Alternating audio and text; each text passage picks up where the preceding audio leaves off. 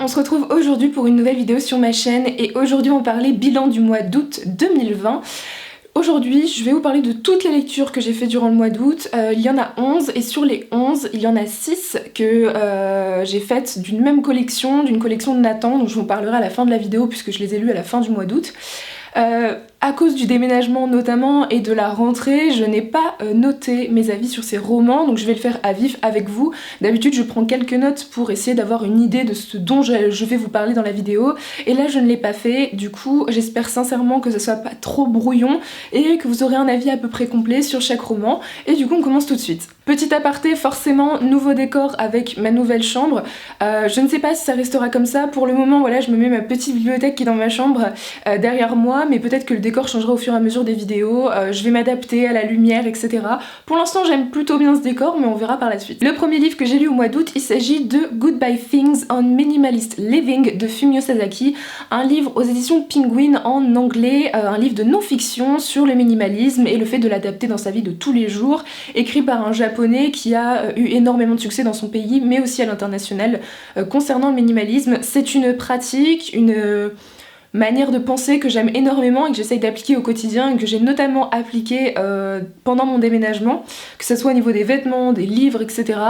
Et j'avais envie d'en savoir plus, d'avoir plus de conseils, de connaître le témoignage de certaines personnes, parce que c'est vrai que je regardais énormément de vidéos YouTube sur le sujet, mais je n'avais jamais lu de livre, et il y a certains livres qui sont très intéressants, notamment celui-ci. Je n'ai pas vraiment grand chose à en dire, c'est un livre de non-fiction. Si ça vous intéresse, je vous invite sincèrement à le lire parce qu'il est très intéressant. Il est assez complet, il y a autant de conseils sur le minimalisme pour l'appliquer à nous-mêmes que sur la vie de Fumio Sasaki et son expérience avec le minimalisme. Donc si le sujet vous intrigue, même s'il a été notamment publié en français, donc si le sujet vous intéresse, vous pouvez quand même le lire, même si vous ne lisez pas en anglais, je vous le recommande énormément. Le deuxième livre que j'ai lu, il s'agit du premier tome de la trilogie Les Livres de la Terre Fracturée, la 5e saison de N.K. Jemisin, qui a été un réel coup de cœur. C'est une saga dont vous avez sûrement entendu parler, surtout si vous regardez les booktubers anglophones. C'est une saga qui a reçu des prix à chaque tome. N.K. Jemisin, c'est un peu une marathonienne de la fantasy en termes de prix de fantasy, et je l'ai ressenti vraiment durant ce premier tome. Ici, on va suivre, évidemment, je n'ai plus les prénoms avec moi et je n'ai pas emmené le livre, forcément je l'ai laissé à Nantes, mais je vais essayer de vous donner un petit aperçu du résumé. Ici on va suivre une femme qui a des pouvoirs, et du jour au lendemain, en fait, les gens qui ont des pouvoirs comme elle sont assez persécutés dans le monde dans lequel ils vivent, et du jour au lendemain, son mari va se rendre compte que leurs deux enfants ont ce pouvoir. Il va tuer le petit garçon et va enlever sa fille et partir très loin. Sa femme va donc s'en rendre compte et partir à la poursuite de son mari et de sa fille pour essayer de la récupérer.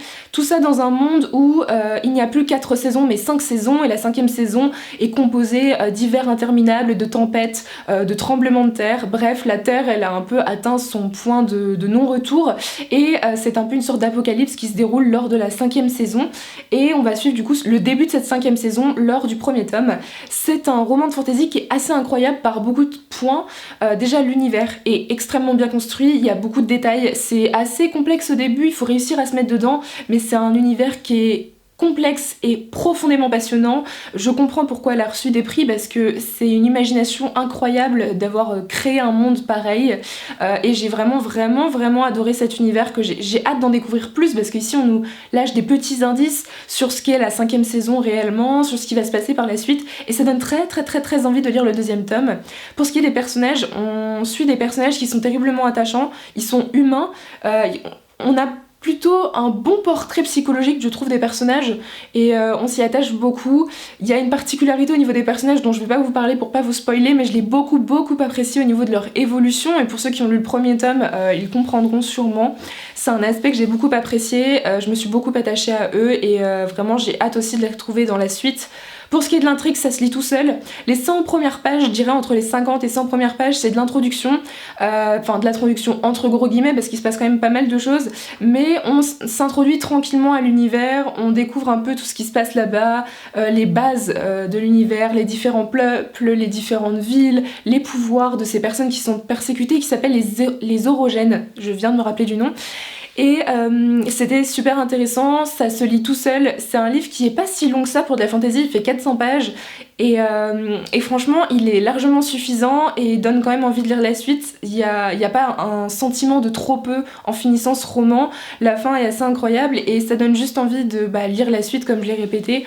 Donc sincèrement, si vous cherchez un livre qui est bien écrit, avec un univers complexe, fourni, des personnages attachants, une intrigue qui est extrêmement addictive et aussi une écriture. L'écriture de N.K. Jemisin est assez incroyable, même si ici il s'agit d'une traduction, il n'empêche que j'ai beaucoup aimé son écriture et j'ai aimé aussi les thèmes qu'elle aborde à travers son univers de fantasy, comme la discrimination au niveau des pouvoirs, qui renvoie sûrement, si je ne me trompe pas, au racisme.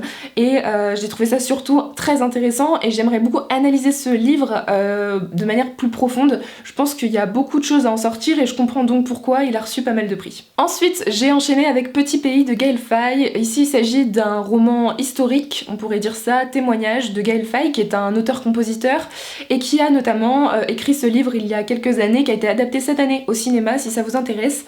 Il y a eu énormément de succès puisqu'il a reçu notamment un prix Goncourt et je comprends pourquoi. C'est un court livre où on suit un jeune homme, un jeune garçon qui vit au Rwanda, enfin qui vit à côté du Rwanda et qui va subir de plein fouet durant son enfance le génocide rwandais et la guerre au Burundi.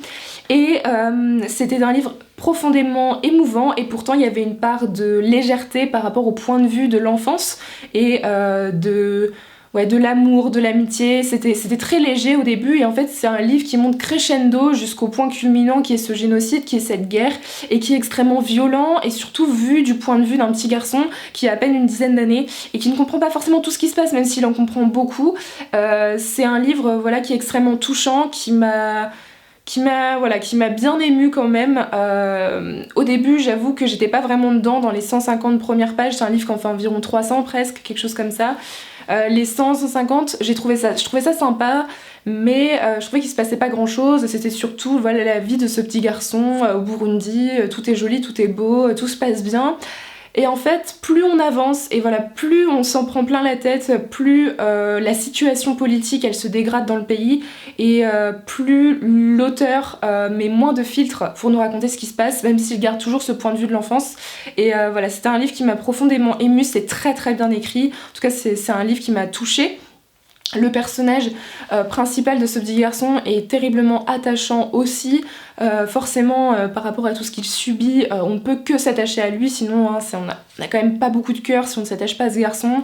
Et c'est un livre qui au début peut paraître un petit peu lent, j'ai trouvé, mais en fait plus on avance dans l'histoire et plus c'est prenant, addictif et que ça nous émeut tout simplement. Donc je vous le recommande beaucoup si c'est le sujet qui vous intéresse ou si vous voulez lire un livre qui est touchant, je vous le recommande énormément. Ensuite, j'ai lu le livre de Baltimore de Joël Dicker. Ici, j'avais adoré La vérité sur l'affaire Harry Kéber, que vous connaissez sûrement, qui a notamment été adaptée en série. Et ici, il s'agit en fait de la suite de cette saga de Marcus Goldman. J'ai plutôt bien apprécié cette suite qui ne spoil en rien La vérité sur l'affaire Harry Kéber. Donc si vous voulez commencer par le livre des Baltimore, vous pouvez largement. C'est un livre qui m'a beaucoup plu parce qu'il est assez différent de Harry Kéber et pourtant c'est un livre qui a énormément de potentiel, que j'ai trouvé vraiment très intéressant et que j'ai complètement dévoré en à peine 48 heures alors qu'il fait quand même 600 pages et c'est ce que j'aime chez les romans de Joël Dicker, ce sont des romans que je dévore de manière générale et là ça n'a pas fait exception. Dans ce roman on suit donc deux familles, la famille de Marcus Goldman et la famille avec son oncle et sa tante qui est la famille de Baltimore, donc la famille Moncler et la famille Baltimore. Et en fait Marcus, qui fait partie de la famille Moncler, a toujours eu une grosse admiration pour son autre partie de la famille qui est Baltimore, avec notamment ses deux cousins qui ont une histoire assez particulière et donc on va suivre toute la vie de ces deux cousins, de leurs parents et notamment de Marcus qui va raconter tout ça. C'est un livre qui est assez crescendo aussi, c'est-à-dire qu'on suit leur vie où tout se passe bien au début, il se passe pas mal de choses dans ce roman donc c'est aussi pour ça que ça se lit très bien. Il y a une intrigue qui est extrêmement bien rythmée, c'est prenant, addictif, il y a beaucoup d'action, des révélations et j'ai beaucoup aimé cette partie-là. J'aime aussi toujours autant le personnage de Marcus Goldman, je trouve que c'est un personnage auquel je m'étais beaucoup attachée dans l'affaire Harry Kéber et je me suis d'autant plus attachée à lui ici. Et j'ai beaucoup aimé toute cette intrigue qui est prenante. Alors ici il s'agit moins d'une intrigue policière que dans Harry Kéber, on part plutôt sur une intrigue familiale, de secrets de famille, d'intrigue, voilà, ça tourne tout autour de la famille des Baltimore. J'ai beaucoup apprécié le fait que ce soit très différent. La plume de Joël Dicker est toujours aussi prenante, agréable à lire et on dévore ces 600 pages. Les révélations de la fin, certaines m'ont surprise, d'autres moins et c'est aussi pour ça que ça n'a pas été un coup de cœur et que je ne le mets pas au même niveau qu'Harry Kéber. Mais ça a été quand même une excellente lecture et j'espère sincèrement que Joël Dicker par la suite nous sortira un autre livre de cette saga de Marcus Goldman parce que pour l'instant ce sont les deux seuls que j'ai lus de lui. Mais je suis allée un peu voir les critiques sur ses autres romans, donc ils ne font pas partie de cette saga et j'avoue que apparemment ils ne sont pas si bien notés que ça. Les gens nous disent que finalement les meilleurs ce sont les livres de la saga de Goldman. Alors n'hésitez pas à me dire en commentaire si vous avez lu d'autres de ses romans. J'avoue que celui qui m'intéresse le plus c'est Le Jour de nos pères, mais c'est plus un livre historique donc on n'est pas du tout sur le même registre. Mais voilà, j'ai beaucoup aimé le livre des Baltimore. Joël Dicker devient quand même un peu ma lecture de l'été, c'est-à-dire que ça fait 2 ans que je lis chaque été un Joël Dicker que j'avale en quelques jours et ça me fait un bien fou. On continue avec le 3e tome de la saga L'Assassin Royal, La Nef du Crépuscule de Robin Hobb. Ici il s'agit d'un tome 3 donc vous vous doutez bien que je ne vais pas vous le résumer pour ne pas vous spoiler, mais je vais juste vous dire que j'ai adoré cette suite qui est notamment en fait le 3e tome selon les découpages de J'ai lu. Il s'agit en fait de la fin du 1er tome en anglais.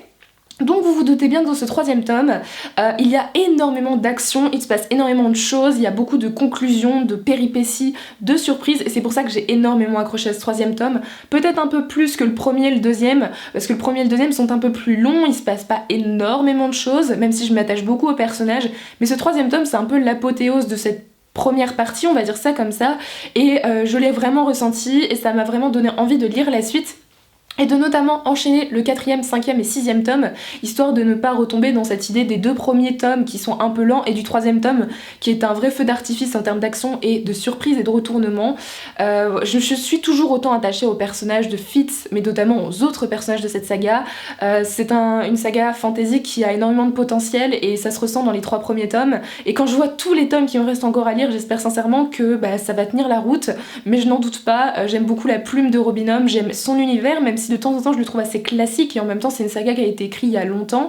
Voilà, c'est pas une saga comme N.K. Jemisin avec la 5e saison qui est assez récente et qui du coup sort des sentiers battus, mais c'est une saga qui me fait du bien.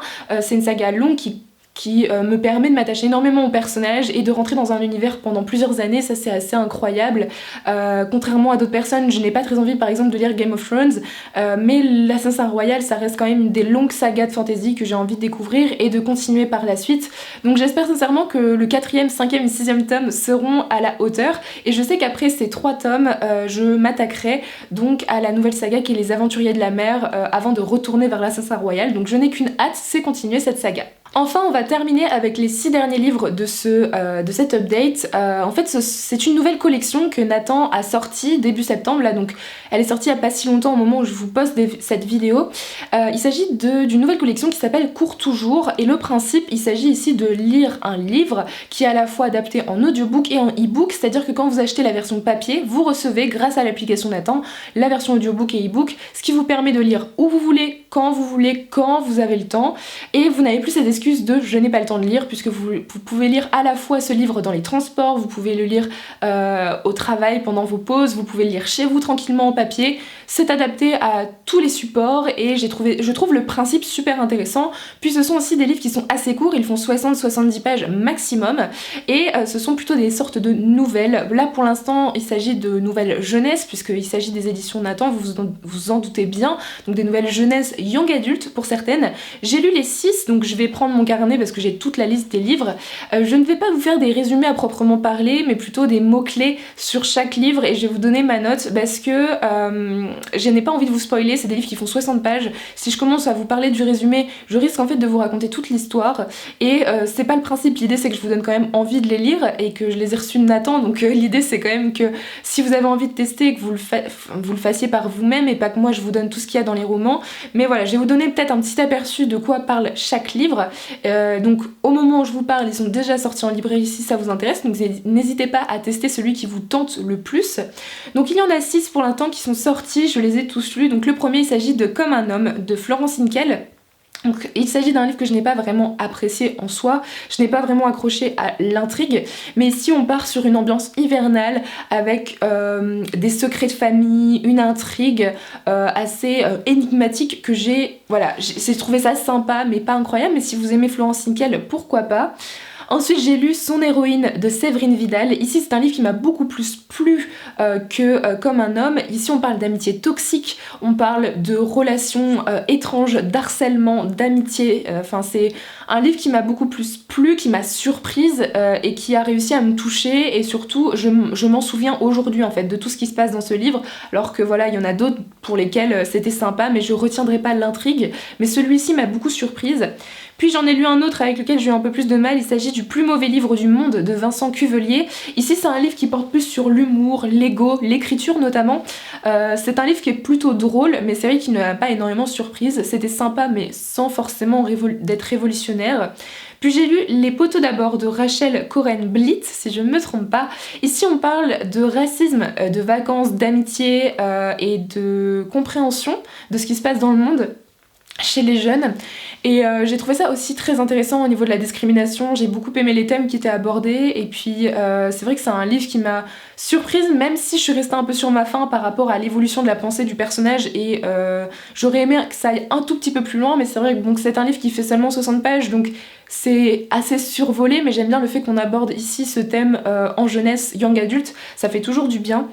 Puis j'ai lu Aux ordres du cœur de Fabrice Collin qui est un auteur que j'apprécie beaucoup, donc j'ai lu certains de ses ouvrages, et j'ai beaucoup aimé son livre que j'ai trouvé très poétique. On parle ici de maladie, on parle ici de voyage, de rêve, on parle notamment de Londres, et c'est un livre qui m'a beaucoup plu, beaucoup ému par rapport à tous les livres que j'ai lus de cette collection. C'est très très poétique et profond pour un livre de 60 pages, j'ai trouvé que c'était très poussé, et je pense sincèrement que si vous voulez un livre qui vous prenne un petit peu aux tripes comme ça, je pense que c'est celui qui m'a le plus ému parmi la collection. Et puis le dernier, il s'agit de Silent Boy de Gaël Aymon. Donc ici il s'agit aussi d'un livre où on est au lycée, on parle de découverte de soi, de harcèlement, notamment de sexualité aussi, et c'est un livre qui je trouve est totalement d'actualité et qui fait du bien aussi par les thématiques traitées. C'est un livre encore une fois qui est assez court, donc on peut pas tout traiter, mais j'aime bien le fait qu'on l'aborde et qu'on commence une sorte de discussion avec ce livre sur le harcèlement, sur la sexualité et la découverte de soi, le fait de se prouver des choses à soi-même.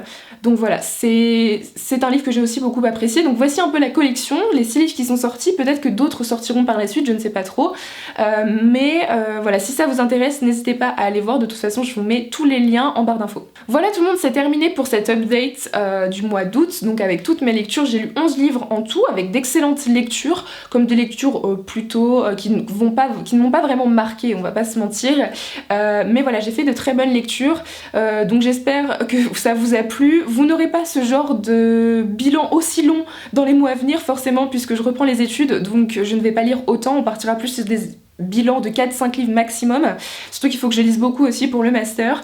Donc j'espère que ça vous aura plu, moi je vous souhaite de très bonnes lectures et je vous dis à très bientôt dans une prochaine vidéo. Bye!